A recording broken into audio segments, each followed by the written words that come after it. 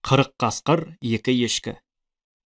Жартыбай дейтін кісінің мал дегеннен екі ешкісі ғана болған екен. Ол екі ешкісі елдің малына қосылмай, өз алдына бөлек жайылып өскен екен. Бір күні Жартыбай үйде ауырып қалса, екі ешкісі елдің ойына қосылмай, далада қалып, күнде соңынан қалмай жүретін Жартыбайды іздеп, тастан тасқа секіреді, таба алмайды, таудан тауға шығады, таба алмайды. Сонан кейін Жартыбайға ашуланып, басқа бір жаққа қашып кетпекші болып, екеуі бір жолға түседі де жүріп береді.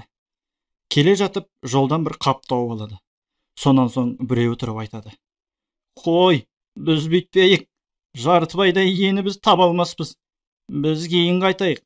Ол біздің қалып кеткенімізге өкпелер. Өкпесін тарқату үшін оған тезек теріп апарайық», дейді. Бұған қасындағы ешкі де қосылып, екеуі тезек теруге кіріседі. Ауылды бетке алып, тезек теріп келе жатса, алдарында өлген қасқырдың екі қубасы жатыр екен. Мұнан екеуі қорқып, кейін қарай қайтпақшы болады. Бірақ кейін қарай қайтса, жолда қасқыр көп, бұларды жеп қоюы мүмкін.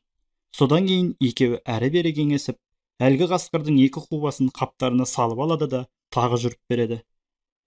Бір кезде алдарында от жағып отырған көпті көріп, тезірек жүгіре басып қастарына келсе, олар жиылыс ашып отырған 40 қасқыр екен.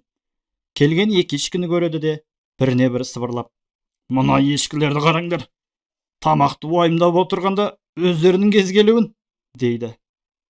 Бұларды қасқырлардың бәрі көреді де, «Тамақ табылды», деп қарық-қарық күліседі. Сонда екі ешкі тұрып: «Жоқ, мырзалар, біз сендерге жегізбейміз. Біз сендер сияқты талай қасқырлардың басы жеп көргенбіз», дейді. Бұған қасқырлар нанбайды да: «Ондай күшті сендерге кім берсін?» дейді. Сонда ешкілер: «Кім берген көресіңдер ғой, мына қаптың ішінде 40 қасқырдың басы бар. Қазір сендердің бастарыңды қосамыз, барлығы сонда 80 болады», дейді де, бір ешкі әлгі қубасты қаптан суырып алғанда, қасқырлар қорқа бастайды.